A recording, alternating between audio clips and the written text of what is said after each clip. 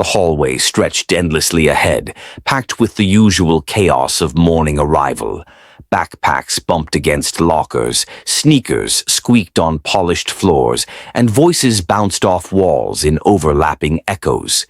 Mrs. Ellen Marshall stood near her classroom door, coffee cup in hand, watching the river of students flow past.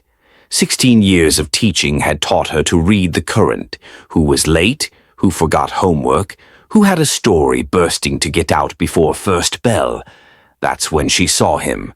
David Chen moved through the crowd like he was walking on broken glass, each step deliberate, measured, careful. His shoulders hunched forward, one hand gripping the strap of his backpack so tightly his knuckles had gone white. He wasn't limping exactly, but something about his gait sent a cold finger down Ellen's spine. The way he planted each foot, the way he paused before shifting his weight, the way his face remained perfectly blank despite the obvious effort each movement required. A girl rushed past him, her shoulder brushing his arm. David's entire body went rigid. For half a second his face twisted, not in anger, not in surprise, but in pure, undiluted pain. Then the mask snapped back into place. Blank, neutral, nothing to see here. Ellen's coffee had gone cold in her hand. She stood frozen, watching David disappear into the flood of children, that strange, stilted walk carrying him forward inch by careful inch. Before we dive in, drop a comment and let us know where you're watching from. We'd love to hear from you. If you enjoy educational stories like this, be sure to like the video, subscribe, turn on the notification bell, and share it with someone who'd love it too. The morning bell shattered her thoughts. Students streamed into classrooms, the hallway emptying in seconds. Ellen stepped into her room, that image of David's careful steps replaying in her mind like a video stuck on loop. She set her coffee down on her desk, the liquid inside stone cold now, and tried to shake the feeling that something was very, very wrong. David had always been one of those kids who made teaching feel worthwhile, the kind who actually listened during read-aloud time, who raised his hand not to show off, but because he genuinely wanted to understand. 7 years old, with a gap-toothed smile and a habit of tucking his hair behind his ears when he concentrated. He loved dinosaurs the way only second graders can love things, completely, obsessively, with encyclopedic knowledge of names Ellen couldn't pronounce. 3 weeks ago, David had bounded into class with a homemade diorama of the Cretaceous period, complete with papier-mâché volcanoes and tiny plastic velociraptors he'd arranged in hunting formation. He'd presented it to the class with such enthusiasm that even the kids who couldn't care less about extinct reptiles had leaned forward to look. That David had been a ball of energy barely contained by a 7-year-old frame. This David was different. Ellen took attendance, her eyes drifting to where David sat in the third row, second seat from the window. He'd lowered himself into his chair with the same excruciating care she'd witnessed in the hallway, gripping the desk edge for support. Once seated, he went completely still, as if moving even slightly might shatter something fragile inside him. The morning routine began, Pledge of Allegiance, morning announcements crackling through the old intercom system, the usual shuffle of papers and pencils. Ellen moved through it on autopilot, watching David from the corner of her eye. He didn't fidget like the other kids, didn't swing his legs under his desk, didn't lean back in his chair or twist around to whisper to classmates.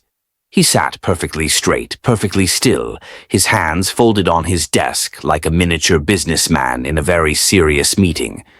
During math time, Ellen asked students to gather on the carpet at the front of the room for a lesson on addition. 23 children scrambled forward in the universal chaos of 7-year-olds given permission to move. David stayed in his seat. "David," Ellen called gently, "we're gathering for our lesson, sweetheart." His eyes met hers, and for just a moment, she saw something flash across his face. Fear, pain, Then it was gone, replaced by that same careful blankness. "Can I stay here?" His voice came out small, stretched thin. "I can see from my desk." Ellen hesitated. Technically, yes, he could see from there.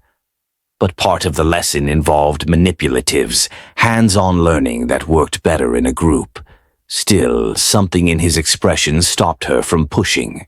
"Sure, buddy. Just this once." Relief flooded his features so quickly and completely that Ellen felt her stomach twist. Why would sitting on a carpet cause that kind of reaction? Kids loved carpet time. It was informal, comfortable, a break from rigid desk work. The lesson continued. But Ellen's focus had split. Half her attention on teaching addition concepts, half on David sitting alone at his desk, so still he might have been carved from stone. At recess, Ellen stood by the playground fence, ostensibly supervising but really watching David. The boy who used to organize elaborate dinosaur hunts now sat alone on a bench near the building, his backpack clutched in his lap. Other children raced past, shouting, playing, burning off the energy that 7-year-olds had in endless supply. David didn't move, didn't play, didn't even watch the games happening around him. Sarah Martinez, another second-grade teacher, came to stand beside Ellen. "You okay? You look like you're solving world hunger over here." Ellen nodded toward David. "Does he seem off to you?" Sarah followed her gaze. "David Chen, sweet kid. Dinosaur obsessed, right?" "He's not playing. He hasn't played in days, actually. Just sits there." Sarah shrugged. "Maybe he's tired. My nephew went through a phase where he'd just zone out at recess. Turned out he was staying up late reading under his covers. Kids get weird sometimes." The explanation made sense. It was logical, reasonable, the kind of answer that should have satisfied Ellen's concern. But it didn't, because tired kids slouched. They lay down on benches, put their heads on their arms, let their bodies relax. David sat like someone afraid to move, like movement itself was dangerous.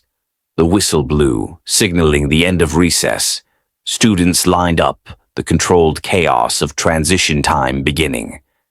Ellen watched David stand up from his bench, and there it was again. That careful, measured movement. He didn't jump up like other kids. He placed his hands on the bench, pushed himself to standing like an old man with arthritis, then took those same deliberate steps toward the line. Back in the classroom, Ellen tried to focus on the afternoon lessons. Reading comprehension, then science, then the daily journal time where students wrote about their day. Around the room, pencils scratched across paper, tongues poked out in concentration, questions flew about how to spell words like exciting and adventure. David's paper remained blank. Ellen crouched beside his desk, keeping her voice low. "Having trouble getting started?" He stared at the empty page. "I don't know what to write." "You can write about anything. What you did this weekend, what you had for breakfast, what you're thinking about right now." His hand tightened around his pencil. Nothing happened. Nothing at all. Ellen kept her tone light, casual, just a teacher helping a student, not someone whose instincts were screaming that something was desperately wrong. Nothing worth writing about. She wanted to push, wanted to ask why a child who used to fill pages with stories about dinosaur adventures and space explorers now claimed nothing happened in his life. But David's shoulders had crept up toward his ears, his whole body tensing like a spring wound, too tight. "Okay," Ellen said softly. "How about you draw a picture instead? Sometimes that's easier." He nodded without looking at her. Ellen straightened, her knees cracking in a way that reminded her she wasn't 22 anymore, and moved to help another student. But her attention kept drifting back to David, watching him draw slow, careful circles on his paper, nothing emerging from the graphite loops except more circles, over and over, like he was trapped in them. The dismissal bell rang at 3:15. Students erupted from their seats, the daily explosion of energy that came with freedom. Backpacks were grabbed, papers stuffed into folders, goodbyes shouted across the room. Ellen stood by the door, giving high fives and reminders about homework as students streamed past. David moved against the current, taking his time, letting others go first. When he finally reached the door, Ellen noticed he'd adjusted his backpack to hang from only one shoulder, keeping the weight off one side of his body. "Have a good afternoon, David." He glanced up at her, and for just a second, she saw it again, that flash of something desperate in his eyes. Then he nodded and walked away, each step measured and careful, disappearing into the crowd of parents and buses and normal afternoon chaos. Ellen stood in her empty classroom, the silence pressing in around her. Student artwork covered the walls, multiplication tables hung above the whiteboard, the smell of dry erase markers and pencil shavings filled the air. Everything exactly as it should be. Normal, routine, safe. So why did she feel like she'd just watched someone drowning and done nothing to help? The next morning brought rain, the kind that turned the parking lot into an obstacle course of puddles and made students arrive damp and grumpy. Ellen had gotten to school early, unable to shake the feeling from yesterday. She'd gone home and done something she rarely did, looked up David's file in the school database. Parents married, living at the same address for 6 years, no red flags in his academic history. A perfectly normal file for a perfectly normal student, except David wasn't acting normal. She watched him arrive, that same careful walk, carrying him down the hallway. Today he wore a rain jacket, zipped all the way up despite the building's warmth. Other kids were already peeling off their coats, complaining about the heat. David kept his on, even when sweat began to bead on his forehead during morning work. "David, honey, you can take your jacket off," Ellen said during a transition between activities. He shook his head, hands gripping the jacket's edges, like someone might try to tear it away from him. "You're going to get too hot." "I'm fine." His voice came out flat, final, a door slamming shut. Ellen didn't push. Couldn't push, really, not without a concrete reason beyond this gnawing sensation in her gut that something was catastrophically wrong. So she taught her lessons, helped students sound out words, mediated the daily disputes over who got to use the blue marker, all while watching David sit rigid at his desk in his rain jacket, sweating. At lunch, Ellen walked through the cafeteria doing the usual supervision. The noise level was deafening. 200 kids talking, laughing, shouting, dropping trays, scraping chairs. She'd learned to navigate it years ago, developed the teacher ability to hear everything and nothing simultaneously. She found David at a corner table, lunch tray untouched in front of him. A carton of chocolate milk, chicken nuggets, green beans, a small container of applesauce. He'd opened the milk but hadn't drunk any. The food sat cold and congealing while he stared at it like it might bite him. Ellen approached slowly, not wanting to startle him. "Not hungry?" David jumped anyway, his hand knocking against the milk carton. It tipped, chocolate milk spreading across the tray in a brown river. He froze, watching it spread, and Ellen saw his eyes go glassy with tears he refused to let fall. "Hey, it's okay. Accidents happen." Ellen grabbed napkins from a nearby dispenser, mopping up the spill. "Let me get you another milk." "I'm not thirsty." David stood abruptly, too abruptly, and gasped. The sound came out sharp and pained, like someone had punched all the air from his lungs. He grabbed the edge of the table, steadying himself. "David?" Ellen's hand reached out instinctively, but he pulled away. "I'm fine. I just need to go to the bathroom." He walked away before Ellen could respond, that same careful gait carrying him between tables. She watched him go, the napkin still clutched in her hand, milk dripping between her fingers. Around her, the cafeteria continued its chaos, oblivious to the small tragedy unfolding in the corner. Something was wrong. Not maybe wrong, not possibly wrong. Wrong. Wrong in a way that made Ellen's teaching instincts scream. She found Principal Morrison in her office after lunch, working through a stack of paperwork that never seemed to diminish.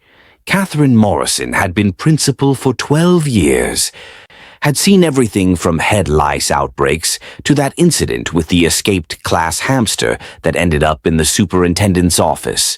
She looked up when Ellen knocked, reading the expression on her face immediately. "What's wrong?" Ellen closed the door, suddenly aware of how thin her evidence was. "I'm worried about one of my students, David Chen." Catherine pulled up his file on her computer. "Good kid. What's the concern?" "He's not acting right. The way he moves, the way he sits, like everything hurts. He won't play at recess, won't take off his jacket even when he's sweating, barely talks. And today at lunch he spilled milk and looked terrified, like it was the worst thing that could happen." Catherine leaned back in her chair, fingers steepled under her chin. "Has he said anything? Complained about pain? Mentioned being hurt?" "No, nothing. He just says he's fine. Could be a lot of things. Growing pains, maybe he pulled something playing. Kids that age don't always communicate when something hurts." Ellen had expected this response. It was reasonable, logical, exactly what any administrator would say when presented with vague concerns and no concrete evidence. But it didn't explain the look in David's eyes, that flash of fear mixed with pain, mixed with desperate pleading for something Ellen couldn't identify. "I think it's more than that." Catherine's expression softened. "Ellen, I know you care about your students. That's what makes you a great teacher. But we can't intervene based on a feeling. Has he come to school with visible injuries? Has another student reported something? Have the parents been contacted? No. But then keep an eye on him. Document any specific concerns. If something concrete comes up, we'll act immediately. But right now we don't have grounds to do anything except watch." Ellen left the office feeling frustrated and helpless in equal measure. Catherine was right, they couldn't act without evidence. But Ellen's instincts, honed over 16 years of working with children, were rarely wrong. Something was happening to David Chen, something that made him move like every step hurt, made him afraid to play, made him sweat in a rain jacket rather than take it off. That afternoon, Ellen implemented what Catherine had suggested: documentation. She kept a small notebook, recording observations. 3:05 p.m. David stood rather than sat during reading time, claimed his chair was uncomfortable. 3:20 p.m. Recess observation. David remained on bench, entire 20 minutes, did not interact with other students. 3:40 p.m. During art class, David declined to participate in clay modeling, said his hands hurt. The week crawled by, each day adding entries to Ellen's notebook. David's strange behavior didn't improve. If anything, it got worse. He started arriving later, just before the bell, giving himself less time in the hallway. He asked to use the bathroom frequently, disappearing for long stretches. The darkness under his eyes deepened, like sleep had become something he'd forgotten how to do. On Friday, Ellen planned a class activity that involved sitting on the floor in a circle for show and tell. Students brought items from home, shared stories, asked questions. It was informal and fun, one of those activities that built classroom community. Students settled onto the carpet, cross-legged and eager. Ellen did a quick head count. 23 students, all accounted for, except David hadn't moved from his desk. "David, come join us, buddy." He stared at the carpet like it was made of lava. "Can I stay here? This is a group activity. Everyone needs to participate." The other students had started to notice, turning to look at David. Ellen saw him shrink under their attention, saw his hand grip his desk edge so hard she thought he might leave dents in the wood. "Please," he whispered. "I can't." The word hung in the air. Can't. Not won't. Not don't want to. Can't. Ellen felt 23 pairs of eyes on her, waiting to see what she'd do. Protocol said everyone participates. Fairness said no exceptions. But the look on David's face said something entirely different. "Okay, you can stay at your desk this time." Relief and shame warred across his expression. He slumped forward, head nearly touching his desk, and Ellen saw his shoulders shake. Crying, maybe, or trying very hard not to. The activity continued, but the energy had shifted. Students shared their items with less enthusiasm, glancing back at David periodically. Ellen went through the motions, praising and encouraging, while her mind stayed locked on that whispered, "I can't," and the way David looked like his whole world was crumbling. After school, Ellen sat at her desk long after the buses had left, reading through her notebook. A week's worth of observations, and still nothing concrete enough to force action. Just a collection of moments that individually meant little, but together painted a picture of a child in distress. She thought about calling his parents, thought about it and rejected the idea a dozen times. What would she say? "Your son won't sit on the carpet. He walks funny." It sounded absurd even in her head. Parents would think she was overreacting, making mountains from molehills, seeing problems where none existed. But problems did exist. Ellen was certain of it. The question was how to prove it, and how to help David before whatever was wrong got worse. The weekend passed too slowly and too quickly. Ellen found herself thinking about David at strange moments, while grocery shopping, while trying to watch a movie, while lying in bed staring at the ceiling. That careful walk, those pain-filled eyes. The way he'd whispered, "I can't," like someone admitting defeat. Monday morning arrived with unseasonable warmth, the kind of October day that made people remember summer. Students arrived in short sleeves and sundresses, taking advantage of the weather. Ellen stood by her door, greeting students and scanning the hallway for David. He came late again, moving against the flow of students heading to their classrooms. And he was wearing long sleeves, a heavy hood pulled up, despite the warmth that had other kids complaining about the heat. Sweat stained the fabric under his arms and across his back. His face had gone pale, almost gray, like someone fighting nausea. Ellen watched him approach, that same agonizing walk, each step a visible effort. When he passed through the doorway, she caught his arm gently. "David, can you stay after class for a minute? I want to talk to you." Terror flooded his face, pure, undiluted terror that no 7-year-old should ever feel. "I didn't do anything wrong." "You're not in trouble. I just want to check in, see how you're doing."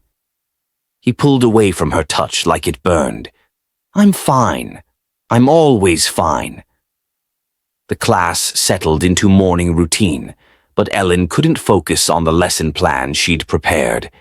David sat at his desk in his heavy hood still up, sweat dripping down his temples. His breathing looked labored, like each inhale took more effort than it should.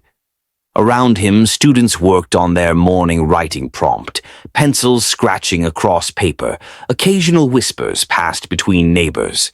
David's paper remained blank. Again. At 10 o'clock, Ellen called for a bathroom break. Students lined up, the usual jostling and chattering filling the room. David stood from his desk, using both hands to push himself up, and Ellen saw him bite his lip so hard she thought he might draw blood. The line moved toward the door, students filing out in pairs. David took 3 steps and stopped, his face going from pale to white. "Mrs. Marshall," his voice came out thin and reedy. "I don't feel good." Ellen crossed the room in seconds. Up close, she could see he was trembling, fine shivers running through his whole body. His eyes had gone unfocused, staring at something only he could see. "What hurts, David?" "Everything." The word came out as barely more than a breath. "Everything hurts." "Okay, sweetheart, let's get you to the nurse." Ellen turned to her aide, Mrs. Patterson, who'd just come back from walking students to the bathroom. "Can you take the class? I'm bringing David down." Mrs. Patterson nodded, already moving to take over. Ellen gently touched David's shoulder, and he flinched so violently he almost fell. Not a normal startle, a flinch born of pain, of anticipation, of something that made Ellen's blood run cold. "I'm just going to help you walk, okay? I won't hurt you." He nodded, but didn't look convinced. Ellen kept her hand hovering near his shoulder without actually touching him, following as he made his way to the door. The hallway stretched before them, maybe 50 yards to the nurse's office. It might as well have been 50 miles. David took his time, each step an individual battle. His breathing had gone shallow and rapid, the kind of breathing Ellen associated with panic attacks. Halfway down the hall, he stopped completely. "I can't." The same words from Friday, but with more desperation. "I can't keep going." "Yes, you can. We're almost there. Just a few more steps." Ellen kept her voice calm, encouraging, while her mind raced through possibilities. Internal injury, appendicitis, something that needed emergency intervention. They made it to the nurse's office after what felt like hours. Nurse Angela Chen, no relation to David, though the shared last name always caused confusion, looked up from her desk and immediately stood. She'd been a school nurse for 20 years, had seen everything from splinters to seizures, and whatever she saw in David's face made her move fast. "Get him on the examination table." Angela pulled a curtain for privacy while Ellen helped David shuffle forward. Getting him onto the table required careful maneuvering, David holding back gasps of pain as he tried to lift himself up. "I'm going to take your temperature and blood pressure, okay?" Angela's voice stayed professionally calm, but her eyes met Ellen's with clear concern. The thermometer beeped, 99.2, slightly elevated but not dangerously so. Blood pressure normal for a child his age, but the pain radiating from him was anything but normal. "David, I need to check if you're hurt anywhere. Can you tell me what hurts most?" He stared at the ceiling, jaw clenched. "My back, and my legs, and my arms, and everywhere." "Did you fall? Get hit by something? Have an accident?" "No." Angela's hands were gentle as she palpated his arms through the hoodie, checking for obvious breaks or swelling. David stayed rigid, every muscle locked tight. "I need to check your back, sweetheart. Can you take off your hoodie?" "No." The word came out sharp, panicked. David's hands clutched the fabric like a lifeline. "I can't take it off." "David, if you're hurt, I need to see where so I can help you." "I'm not supposed to tell." His voice cracked on the last word. "I'm not supposed to show anyone." The room went completely silent. Ellen felt her heart drop into her stomach, felt the world tilt sideways. Those words, "I'm not supposed to tell," carried weight that went beyond normal childhood secrets. They carried the weight of fear, of threats, of something hidden that shouldn't stay hidden. Angela's expression stayed neutral, but her voice changed subtly, taking on the careful tone of someone approaching a spooked animal. "David, who told you not to tell? Who said you can't show anyone?" He shook his head, tears finally spilling over. "I can't say. I can't. Something bad will happen." Ellen moved to the other side of the examination table, crouching so she was at David's eye level. "David, look at me. Nothing bad is going to happen. You're safe here. But if someone hurt you, we need to know so we can help." "You can't help." The defeat in his voice was absolute. "Nobody can help." Angela and Ellen exchanged looks over David's head. This had crossed from medical concern into something darker, something that required protocols and procedures beyond taking temperatures and applying band-aids. Angela reached for the phone on her desk. "I need to call Principal Morrison. David, you're not in trouble. But we need to make sure you're safe, and sometimes that means other adults need to help. Do you understand?" He nodded, but kept his eyes fixed on the ceiling, tears running down his temples and into his hair. Ellen wanted to hug him, wanted to promise everything would be okay, wanted to erase whatever had put that look of hopeless terror in a 7-year-old's eyes. But she couldn't promise anything, couldn't fix this with a kind word or a sticker. Principal Morrison arrived within minutes, her face grave. She assessed the situation quickly, then made another call, this time to the school district's crisis counselor. Ellen recognized the escalation, understood what it meant. This was no longer about a child who wouldn't play at recess or wouldn't sit on carpet. This was about suspected abuse, about mandatory reporting, about systems designed to protect children who couldn't protect themselves. The crisis counselor, Ms. Liu, arrived 20 minutes later. She was young, maybe 30, with a gentle manner that immediately put students at ease. She introduced herself to David, explained she was there to talk if he wanted to talk, that everything he said would be private, except if someone was hurting him, and she needed to help keep him safe. David listened but said nothing. Ms. Liu tried different approaches, asking about school, about his friends, about dinosaurs. Ellen had mentioned his interest, hoping it might provide a connection. David answered in monosyllables, giving nothing away. Finally, after nearly an hour of gentle questioning, Ms. Liu looked at Principal Morrison. "I think we need to request a welfare check. Based on what he said and hasn't said, and the clear signs of distress, we have reasonable suspicion." Those words, reasonable suspicion, triggered a cascade of official responses.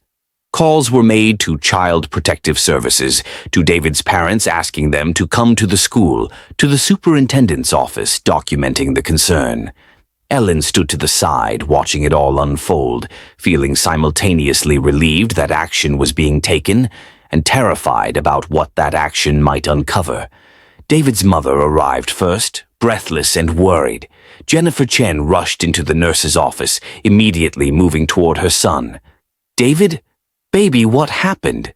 Are you sick?" David's reaction stopped everyone cold. He pressed himself against the wall, as far from his mother as the examination table allowed, face contorted in fear. "Don't. Please don't." Jennifer froze, confusion and hurt warring on her face. "David, it's Mom. I'm not going to hurt you. I'm here to help." "That's what you always say." His voice had gone flat, emotionless. "That's what you both always say." The words hit like bombs. Principal Morrison stepped forward, her voice firm but kind. "Mrs. Chen, perhaps we should step outside for a moment and talk." Jennifer's eyes moved from David to the assembled adults, and Ellen saw understanding dawn. Not confusion anymore, fear. The fear of someone who just realized their secret might be unraveling. "I don't know what he's told you," Jennifer said quickly, "but David has a very active imagination. He makes up stories. Sometimes he says things that aren't true." "Mrs. Chen, outside, now." Principal Morrison's tone left no room for argument. They moved into the hallway, voices dropping to murmurs Ellen couldn't hear. She stayed with David and Nurse Angela, the silence heavy. David had pulled his knees to his chest as much as his pain would allow, making himself as small as possible. "David," Ellen said softly, "nobody here is going to let anything bad happen to you. Do you believe me?" He looked at her with eyes too old for his face. "Grown-ups always say that, but bad things happen anyway." The truth in that statement hurt worse than anything Ellen had heard all day. Because he was right. Bad things did happen despite promises and good intentions and systems designed to prevent them. Bad things happened behind closed doors, in the spaces where no one was watching, to children who'd learned not to tell because telling made everything worse. Movement in the hallway caught Ellen's attention. 2 CPS workers had arrived, along with a police officer. Protocol for suspected abuse cases. David saw them too, and his breathing accelerated again, heading toward hyperventilation. They're going to take me away. Not a question. A statement of fact, like he'd always known this moment would come. They're going to make sure you're safe, Ellen corrected. That's their job, to keep kids safe. Nobody keeps kids safe. They just say they do. One of the CPS workers entered the nurse's office, introduced herself as Sylvia Martinez. She had kind eyes and a no-nonsense demeanor that suggested she'd done this too many times. She spoke directly to David, not over him or around him. David, I'm going to ask you some questions. You can answer or not answer, that's up to you. But I need you to know that what you tell me matters. Your words matter. You matter. Okay? He stared at her for a long moment, then nodded once. Are you hurt right now? Nod. Did someone hurt you on purpose? Long pause. Then another nod, so small Ellen almost missed it. Is it someone in your family? His whole body began to shake. Ellen wanted to look away, wanted to spare him this interrogation, even though she knew it was necessary. Tears streamed down his face as he gave one more tiny nod. Sylvia Martinez maintained her calm demeanor, though Ellen saw her hands tighten on the clipboard she held. David, I know this is scary, but I need to see where you're hurt so we can help you. Can you show me? David's eyes darted to the door, to his mother waiting in the hallway, to the adults surrounding him. Cornered. That's what he looked like, a small animal backed into a corner with no escape route. She'll know I told.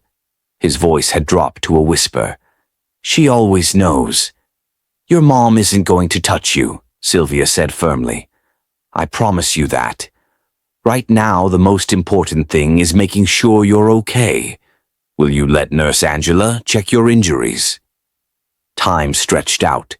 Ellen counted her own heartbeats, 10, 20, 30, while David wrestled with the decision. Finally, with trembling hands, he reached for the zipper of his hoodie. The sound of it coming down seemed impossibly loud in the quiet room. He pulled the hoodie off slowly, wincing with each movement. Underneath he wore a t-shirt, and what Ellen saw made her stomach lurch. Bruises. Not the normal bruises of childhood, knees and elbows scraped during play. These were deliberate. Dark purple and yellow marks across his upper arms in patterns that looked sickeningly like handprints. Defensive wounds, Ellen's mind supplied from some half-remembered training on recognizing abuse. Angela's professional mask cracked for just a second, then snapped back. Can you lift your shirt so I can see your back? David hesitated again, then pulled the shirt up. Ellen heard someone gasp, maybe herself, maybe Sylvia, at what was revealed. Linear marks across his back and sides, some fresh and angry red, some older and fading to yellow-green. Not accidental, not self-inflicted. These were the marks of something, a belt, maybe, or something similar, used with force and frequency. Oh, sweetheart, Angela breathed. Her hands hovered over the marks without touching, cataloging the damage. How long has this been happening? I don't know. Long time. David kept his eyes fixed on the wall. Since Dad left. Mom gets angry, says I remind her of him, says I make everything harder. She doesn't mean to. She says she doesn't mean to. The classic abuse pattern. Ellen recognized it from the mandatory training all teachers received. The apologies after violence. The promises it won't happen again. The child making excuses for the abuser because loyalty and love didn't just disappear in the face of pain. Sylvia was taking notes, her pen moving rapidly across paper. What does she hit you with, David? Her belt. Sometimes a wooden spoon, one time a hanger, but it broke and she got more angry. He recited the details mechanically, like reading from a script he'd memorized. She says if I tell anyone, they'll take me away and put me somewhere worse. She says nobody will believe me anyway because she's a good mom at school and church and stuff. Another classic pattern. Isolation, making the child believe no one would help, even if they knew. Ellen felt sick thinking about how many times she'd seen Jennifer Chen at school events, smiling and chatting with other parents, playing the role of devoted mother, while her son carried evidence of her rage hidden under long sleeves. Principal Morrison appeared in the doorway. The father's on his way. Divorce was finalized 8 months ago. He has custody every other weekend. Says he's been concerned, but David never showed him injuries during visits. Mom makes sure they heal before I see Dad, David offered quietly. She plans it. Says timing is important. The calculated nature of the abuse hit Ellen like a physical blow. This wasn't loss of control or momentary anger. This was systematic, planned, designed to avoid detection. Jennifer Chen had been carefully hurting her son while maintaining the appearance of a normal, functional parent. A uniformed officer stepped into the room, introduced himself as Officer Ramirez. His presence shifted the dynamic from investigation to criminal matter. He crouched to David's level, voice gentle despite the gun on his hip. David, I need to take some pictures of your injuries. Just photos. I won't touch you. Is that okay? David nodded, and Officer Ramirez pulled out a camera, documenting the bruises and marks from multiple angles. Each click of the camera seemed to make David flinch. Like the evidence being captured made everything more real, more final. When the photos were done, Angela carefully helped David put his shirt back on. We need to have you checked by a doctor, make sure there's no internal damage. An ambulance is coming. I don't want to go to the hospital. Fear crept back into David's voice. Mom always says hospitals mean something's really wrong. Your mom hurt you badly enough that we need to make sure you're okay inside too, Sylvia said. But I'm going to go with you, and your dad is meeting us there. You won't be alone. The ambulance arrived within minutes, paramedics moving with practiced efficiency. They were gentle with David, explaining everything before they did it, treating him with the care he should have received at home. Ellen watched them load him onto a gurney, watched him disappear through the school doors, and felt the weight of every day she'd noticed something wrong, but hadn't acted, settle onto her shoulders like stones. You did the right thing. Principal Morrison stood beside her, watching the ambulance pull away. I know it doesn't feel like it right now, but you saved that boy. Ellen wanted to believe that, but all she could think about was the week she'd spent documenting instead of acting, the days David had sat in her classroom in agony while she worried about having enough evidence, enough justification. What if she'd called CPS after the first day, after he'd refused to sit on the carpet? Would he have suffered less? I should have done something sooner. You did everything you could within the system we have. You followed protocol, documented concerns, escalated appropriately. Without evidence, CPS can't act. You know that. Ellen did know that. Intellectually, she understood the need for due process, for concrete evidence before removing a child from their home. But emotionally, all she could see was David's face when he'd whispered, "Everything hurts," and know that she'd sent him back to the source of that hurt, day after day. In the hallway, Jennifer Chen was being escorted out by police officers. Her face had transformed from worried mother to something else entirely. Cold calculation mixed with rage barely held in check. As she passed Ellen, their eyes met, and Ellen saw no remorse there, only anger at being caught. "This is ridiculous," Jennifer was saying, voice tight. "He's clumsy, always bruising himself. You're making something out of nothing. I've never touched him inappropriately. I'm his mother. I love him." The lies came easily, smoothly, like she'd rehearsed them. Maybe she had. Maybe she'd known this day would come eventually and had prepared her defense. But the evidence literally written on David's skin told a different story than the one coming from her mouth. Officer Ramirez was reading Jennifer her rights, the words Ellen had heard countless times on television, taking on new weight in this context. An arrest, criminal charges. The system finally, belatedly, moving to protect a child who'd been crying for help in the only ways he knew how. The school day continued around the drama. Teachers kept students in classrooms, away from the chaos in the main office. Rumors would spread anyway. They always did. But for now, the facade of normalcy held. Bells rang. Lessons continued. Lunch was served. Life went on, even as one child's life was being fundamentally altered in ways he couldn't yet understand. Ellen returned to her classroom where Mrs. Patterson had kept things running. 22 students looked up as she entered. David's empty desk, a glaring absence. "Where's David?" Melissa Chen asked. "Is he okay?" Ellen chose her words carefully, aware that what she said would be repeated to parents that evening. David wasn't feeling well. He's getting help from some doctors who are going to make sure he's okay. Let's get back to our reading lesson.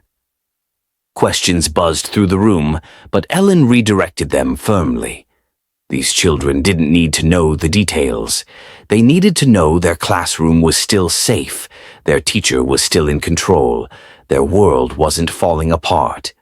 Even if Ellen felt like hers was. The afternoon crawled by.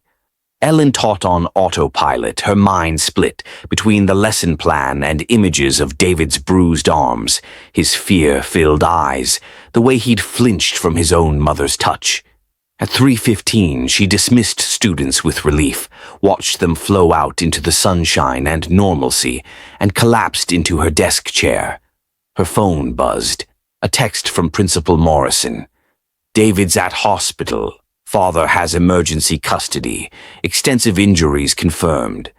Mother in police custody. Will need to debrief tomorrow."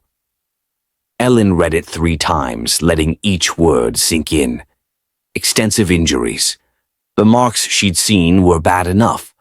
What else had David been hiding under clothes that covered more? How deep did this go? How long had it been happening while Ellen smiled at Jennifer Chen during parent-teacher conferences and praised David's progress in reading? The school psychologist, Dr. Martinez, knocked on her doorframe. "Ellen, you okay?" "No." Ellen didn't see the point in lying. "I'm not okay."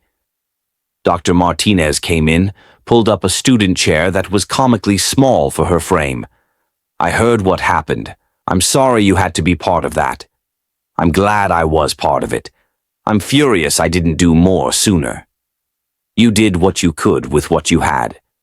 Child abuse cases are impossibly difficult. We're trained to look for signs, but abusers are trained to hide them. You noticed, you documented, you acted. That's more than a lot of people do." Ellen knew Dr. Martinez meant well, but the words felt hollow. "He told me everything hurt. He said he couldn't sit down, and I sent him home to the person hurting him. You followed protocol. Without evidence, without visible injuries, without disclosure from the child, what were you supposed to do? Break into his house? Forcibly strip him in the classroom? We work within a system that requires evidence, as frustrating as that is. The system failed him. The system is imperfect, but today it worked. He's safe now. That's what matters." Ellen wanted to argue, wanted to rage against a system that required children to suffer until their suffering became documentable, but she was too tired, too emotionally wrung out. She just nodded, letting Dr. Martinez talk about self-care and trauma responses and how to support the class through David's absence. That evening, Ellen sat in her apartment, unable to eat, unable to focus on television or books or any of the normal things that filled her evenings. She kept seeing David's face, kept hearing his voice saying, "I'm not supposed to tell," kept wondering how many other students sat in her classroom hiding pain, hiding fear, hiding abuse behind carefully constructed facades. Her phone rang. David's father, Peter Chen. She'd met him a few times at conferences, quiet, thoughtful, clearly loved his son. His voice on the phone sounded wrecked. "Mrs. Marshall, the hospital gave me your number. I wanted to thank you for noticing, for caring enough to push. I should have done more sooner. I'm so sorry." "Don't apologize. Jennifer was good at hiding things. She fooled me for years. The doctors say some of these injuries are weeks old, months maybe. All that time I had no idea." His voice cracked. "I'd ask him if everything was okay, and he'd say yes. I believed him. I believed her." "He's going to be okay," Ellen said, hoping it was true. "Kids are resilient. The doctor said if you hadn't reported when you did, if this had continued, there's internal bruising. His kidneys show signs of repeated trauma. Another few weeks and we might be having a very different conversation." The words hit Ellen like a sledgehammer. She'd been beating herself up for not acting sooner, but apparently her timing had saved David's life. The realization didn't make her feel better. It made her feel worse, made her think about all the children who didn't have teachers who noticed, who didn't have the luck of flinching at the right moment in front of the right person. "What happens now?" Ellen asked. "Criminally." "Jennifer's charged with multiple counts of child abuse. The evidence is overwhelming. Civilly, I've filed for sole custody. She'll never be alone with him again if I have anything to say about it." Peter paused. "David asked if he could come back to your class. When he's healed, he says you're safe." Ellen's throat closed up. "Of course, whenever he's ready. His seat will be waiting." They talked a few more minutes, Peter sharing details about the medical treatment, the therapy David would need, the long road ahead. When Ellen finally hung up, she sat in the dark of her apartment, letting the enormity of everything wash over her. A child had been saved today, but saving him had required him to suffer first, to reach a breaking point, to be hurt badly enough that intervention became justified. The system had worked, but barely. And only because Ellen had trusted her instincts, despite having no concrete proof, had documented carefully, had pushed when others might have looked away. The next day, Ellen returned to school with a purpose. She requested meetings with administration, with the school social worker, with district officials. She pushed for better training on recognizing abuse, for clearer protocols on when to report, for systems that didn't require children to reach crisis points before adults could act. Some of her suggestions were implemented, others got lost in bureaucracy and budget concerns. But Ellen kept pushing, kept advocating, kept telling David's story to anyone who would listen, with his father's permission and with identifying details changed. Because David wasn't unique. Somewhere in every school, in every classroom, children were suffering in silence. Children who'd learned that telling made things worse, that adults couldn't or wouldn't help, that survival meant hiding pain behind long sleeves and forced smiles. 3 weeks later, David returned to class. He was thinner, quieter, moving carefully but without that agonizing deliberateness that had first caught Ellen's attention. His classmates welcomed him back with the easy acceptance of 7-year-olds who didn't need to know details to know their friend had been gone and was now back. Ellen watched him settle into his seat, watched him pull out his notebook for morning writing. For the first time in weeks, he picked up his pencil without hesitation and began to write. Later, when she collected journals, she read what he'd written. "I was scared for a long time. I thought nobody would help me.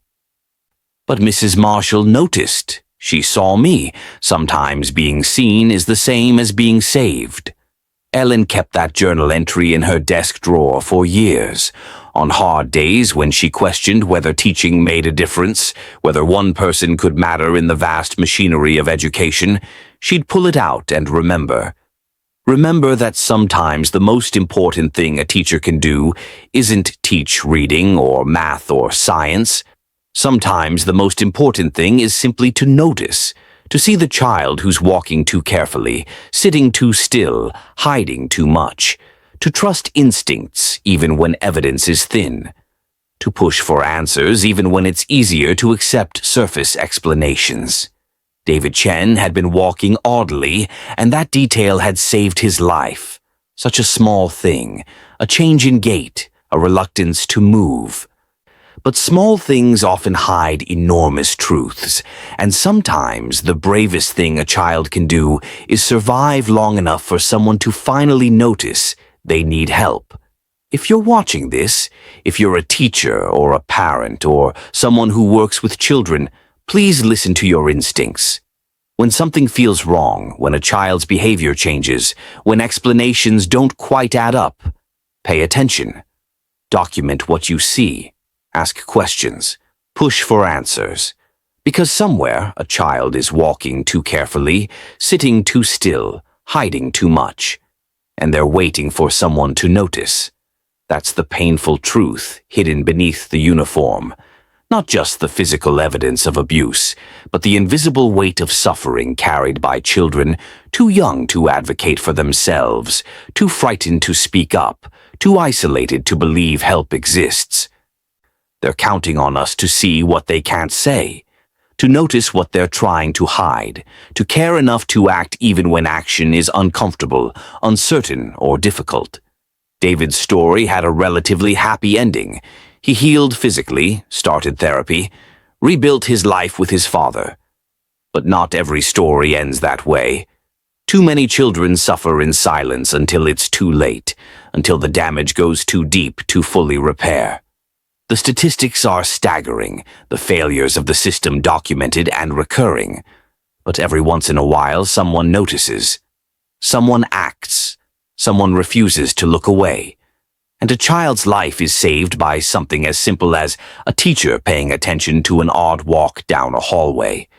If this story resonated with you, if it made you think about the children in your life differently, please take a moment to like this video, subscribe to the channel, and share it with someone who works with kids.